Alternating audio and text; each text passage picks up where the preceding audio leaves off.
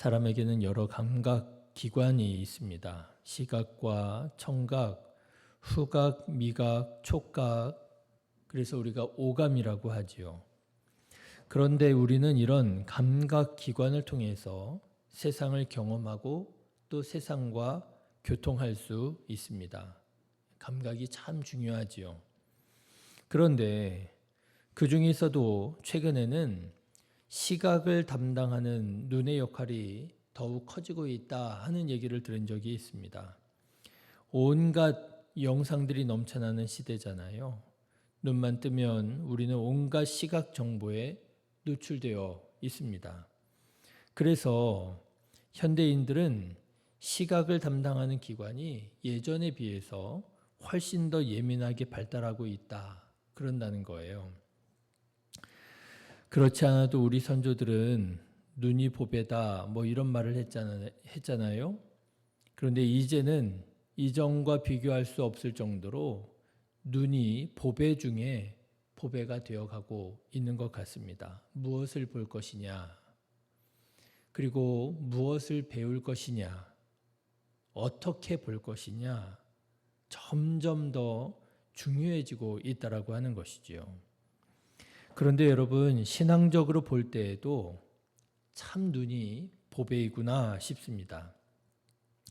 저는 오늘 말씀을 묵상하면서 오늘 말씀이 결국 예수님께서 신앙적으로 볼 때에도 눈이 보배다 이렇게 말씀하시는 것처럼 들려지게 되었습니다.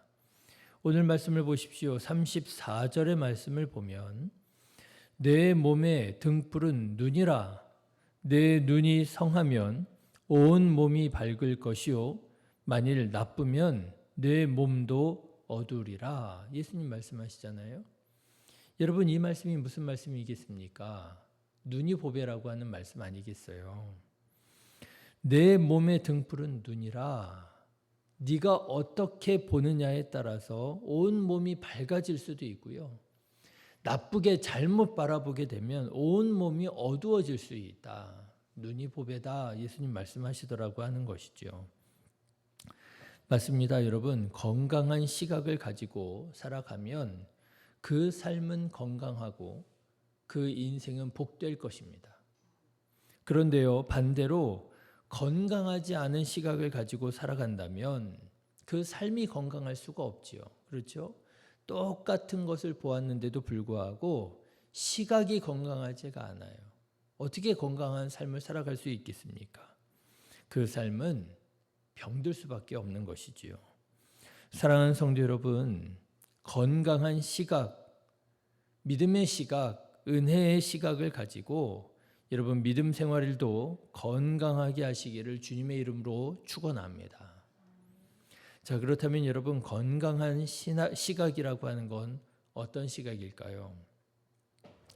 대개 긍정적인 시각과 부정적인 시각을 가지고 건강한 시각을 말씀하시는 분들이 많이 있습니다. 제가 목회를 하면서 보니까요, 이 긍정적인 시각이라고 하는 게 참 중요하구나 하는 것을 많이 느끼게 됩니다. 신실한 신앙인 치고 부정적인 시각을 가진 사람 거의 없더라고요. 믿음이 좋은 사람, 신실한 사람들 가운데에는요, 긍정적인 시각을 가지고 있는 사람들이 거의 절대 다수예요. 긍정의 힘, 그래서 긍정적인 시각을 가지고 살아가자. 그리스도인들도 이런 말을 많이 하게 됩니다. 그런데 여러분, 저는 이런 설명에는 아쉬움이 있다 그렇게 생각이 됩니다. 왜냐하면 신실하지 않은 사람들 중에서도요, 긍정적인 시각을 가지고 살아가는 사람들이 얼마든지 많이 있거든요. 그러지 않습니까? 꼭 하나님을 믿어서만 긍정적인 시각을 가지고 살아가는 게 아니더라고 하는 거예요. 하나님을 믿지 않는 사람들 중에서도요, 얼마든지 긍정적이고 얼마든지 낙천적으로 살아가는 사람들 있습니다.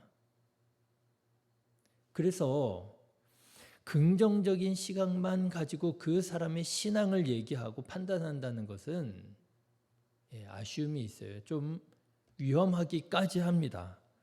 심지어는요, 여러분, 정말 신앙은, 참된 진리는 인간에 대해서는 긍정적이지가 않아요. 그렇지 않습니까? 성경을 보십시오.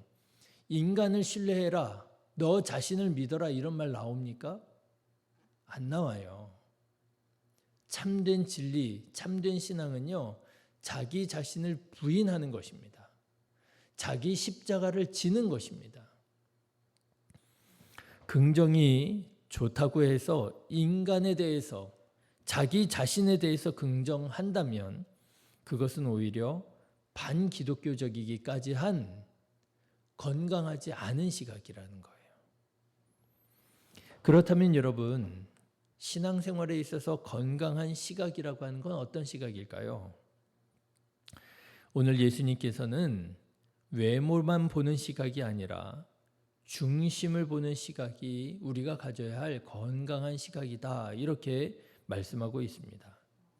여러분 37절의 말씀을 한번 보십시오. 한 바리새인이 예수님을 자기 집으로 청했다는 거예요. 예수께서 말씀하실 때에 한 바리새인이 자기와 함께 점심 잡수시기를 청함으로 들어가 앉으셨더라.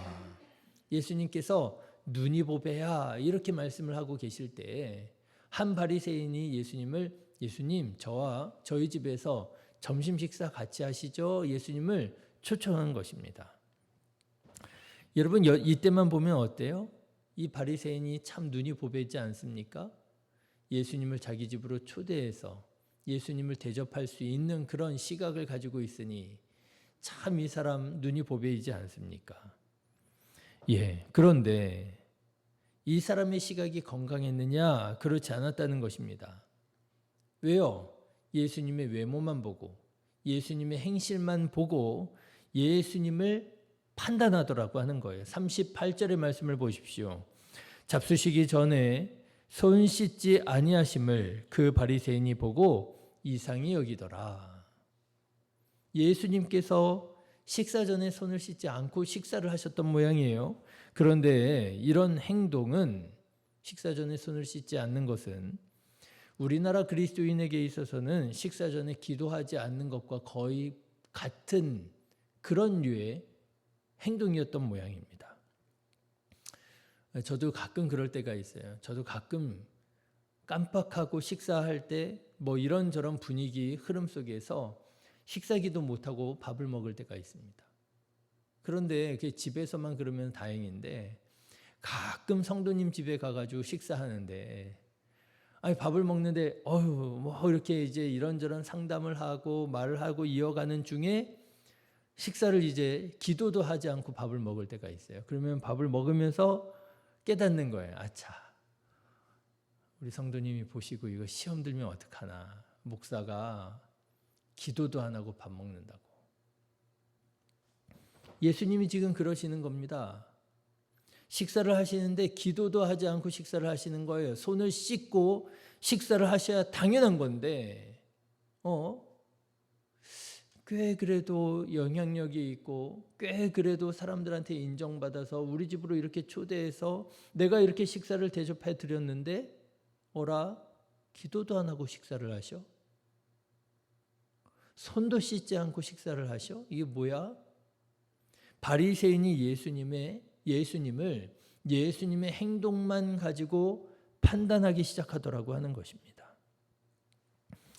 그런데 이 사실을 아시는 예수님께서 말씀하십니다. 하나님을 경외하는 사람들은 어떤 시각과 관점을 가지고 살아가야 하느냐? 그 사람의 겉모습, 그 사람의 행동만 가지고 그 사람을 판단할 것이 아니라 그 사람의 마음, 그 사람의 중심, 그 사람이 어떤 신앙을 가지고 살아가는지 그것을 보고 사람을 봐야 된다라고 말씀하시는 거예요. 39절의 말씀을 한번 보십시오. 주께서 이르시되 너희 바리새인은 지금 잔과 대접의 겉은 깨끗이 하나 너희 속에는 탐욕과 악독이 가득하도다. 그래, 너희들은 밥 먹을 때마다 기도하고 먹지, 한 번 실수 안 하고 철저하게 손 씻고 밥을 먹지. 그래, 너희들은 잔의 겉은 깨끗이 하는구나. 그런데 너희 속에는 뭐가 들어가 있니? 사람들에게 보여주는 모습은 그렇게 거룩하고 신실해 보이나 너희들의 마음, 너희들의 중심에는 뭐가 들어가 있는 거야 도대체? 예수님께서 너희 속에 있는 탐욕과 악독이 가득하구나 예수님께서 말씀하시는 거예요. 여러분, 다윗 왕과 사울 왕을 우리는 꼭 기억하실 필요가 있습니다. 다윗 왕과 사울 왕은 정말 우리 신앙생활에 있어서는 지침과 같은 사람들이에요. 여러분, 다윗 왕을 생각해 보십시오. 정욕에 빠져가지고요, 부하의 아내를 취했다가 그 아내가, 부하의 아내가 임신을 하니까 어떻게 합니까? 완전 범죄를 하기 위해서 그 부하를 죽여버리잖아요. 그리고 그 아내를 자기의 아내로 빼앗았습니다. 얼마나 이것이 추잡하고 얼마나 이것이 더러운 죄입니까? 손가락질 당에 마땅한 파렴치범이지요. 그런데 그가 눈물로 침상을 적시며 하나님 앞에서 철저하게 회개했을 때 하나님께서는 다윗의 죄를 정결하게 씻어 주시더라라고 하는 것입니다. 여러분, 우리가 모르지 않는, 우리가 다 아는 사건이잖아요. 그런데 여러분, 사울 왕은 어떻습니까? 여러분, 사울 왕도 죄를 짓기는 지었어요. 하나님의 말씀에 불순종해서, 사무엘이 오지도 않았는데 자기가 예배 그냥 확 드려버리고요. 뭐 꼭 사울 왕이, 사무엘 선지자가 와야 예배 드릴 수 있는 거야? 네, 나도 왕이야, 나도 선지자야. 그러면서 자기가 그냥 예배 드려 버리고요. 하나님께서 취하지 말라고 선언하신 전리품을 자기가 자기 마음대로 취해가지고 돌아왔지요. 죄지요. 불순종하죠. 그런데 여러분, 비교해 보면 어떻습니까? 다윗의 죄와 사울 왕의 죄를 비교해 보면 인간적인 시각과 관점으로 볼 때 사울 왕의 죄가 다윗 왕의 죄보다 더하겠습니까? 불순종이라고 한다면 우리도 불순종 많이 하잖아요. 하나님의 뜻이 아닌 것을 알면서도 그냥 해버리고요. 하나님의 뜻이라고 하는 거 알면서도요, 안 하고요. 여러분, 굳이 말하자면 사울 왕의 죄는요, 우리도 얼마든지 짓고 있는, 지을 수 있는 그런 죄잖아요. 그에 반해서 다윗 왕의 죄는 어떻습니까? 이거는 우리가 손가락질하는 죄잖아요. 어떻게 저럴 수가 있냐고 말이죠. 그런데도요, 하나님께서는 사울을 심판하시는데 하나님의 영이 떠나가고요. 사울 왕이 하나님의 영이 떠나가고요. 악신이 들고요. 그래서 국정을 완전히 이상하게 운영하다가 처참하게 죽임을 당하잖아요. 왜 그렇습니까? 우리 눈에는 다윗보다는 사울이 그래도 훨씬 더 난데 다윗은 파렴치범인데 왜 그렇습니까? 왜냐하면요, 하나님은 사람의 외모를 보시고 판단하시는 것이 아니라 사람의 행동만 보고 판단하시는 것이 아니라 그 사람의 중심을 보고 판단하시는 하나님이시기 때문에 그런 거예요. 다윗은 침상을 눈물로 적시며 하나님께 철저히 회개했지만 사울 왕은 어떻게 했습니까? 성경을 읽어보니까 회개했다는 말이 나오지 않아요. 하나님 앞에 자기의 죄를 회개하고 하나님의 은혜를 구했다는 말이 나오지가 않아요. 여러분, 사울 왕과 다윗 왕의 이야기는 우리에게 하나님의 관점이 무엇인지를 보여주는 말씀입니다. 하나님께서는 사람을 이렇게 보신다는 거예요. 중심을 보신다는 거예요. 그가 정말 하나님 앞에서 참회하고 회개하고 하나님의 은혜로 살아가기를 간절히 바라고 있느냐, 아니면 이 정도 죄는 누구든지 다 짓는 건데 뭐 하면서 회개하지 아니하고 자기 의를 드러내며 자기 마음대로 살아가고 있느냐. 그런데 당시 바리새인들, 당시 율법 교사들, 당시 서기관들은 말씀드린 것처럼 속을 깨끗하게 하지 않고서는요, 속에는 온갖 탐욕과 정욕이 가득해 있으면서도요, 겉으로만 거룩한 척하는 외식에 빠져 있었더라고 하는 것입니다. 사람들이 많이 다니는 곳에서는 온갖 거룩한 척을 다 하는 거예요. 길거리에서 손을 하늘로 높이 들고 기도하고요. 사람들 보라고 나팔을 불면서 헌금하고요. 자기 얼굴을 흉하게 하면서 내가 지금 금식 기도하고 있다고 나 좀 알아봐 달라고요. 사람들에게 그렇게 자기를 어필하고요. 그러면서도 자기 안에는 하나님을 경외하지도 않고 하나님을 두려워할 줄도 모르고 그렇게 신앙생활을 하고 있었더라고 하는 거예요. 그러니 여러분, 그들의 삶이 어떻게 거룩할 수 있고 그들이 어떻게 하나님의 말씀을 쫓아 살아갈 수가 있겠느냐라고 하는 거예요. 예수님께서 이 바리새인들을 엄하게 꾸짖으십니다. 예수님을 식사 대접으로 자기 집으로 예수님을 초대한 그 바리새인을요, 얼마나 무섭게 책망을 하시는지요. 44절에 보십시오. 화 있을진저 너희여 너희는 평토장한 무덤 같아서 그 위를 밟는 사람이 알지 못하느니라. 무덤과 같다는 거예요. 겉으로는 아무렇지도 않은 것처럼 보이지만 속으로는 썩어 들어가는 사망과 같다는 것입니다. 여러분, 52절 말씀을 보십시오. 율법 교사들을 책망하십니다. 화 있을진저 너희 율법 교사여 너희가 지식의 열쇠를 가져가서 너희도 들어가지 않고 또 들어가고자 하는 자도 막았느니라. 저는 오늘 말씀을 묵상하면서 나는 어떤 시각을 가지고 어떤 관점을 가지고 살아가고 있는가 묻지 않을 수가 없었습니다. 나도 혹시 사람의 외모만 보고 사람의 행동만 보고 판단하고 있는 것은 아닌가?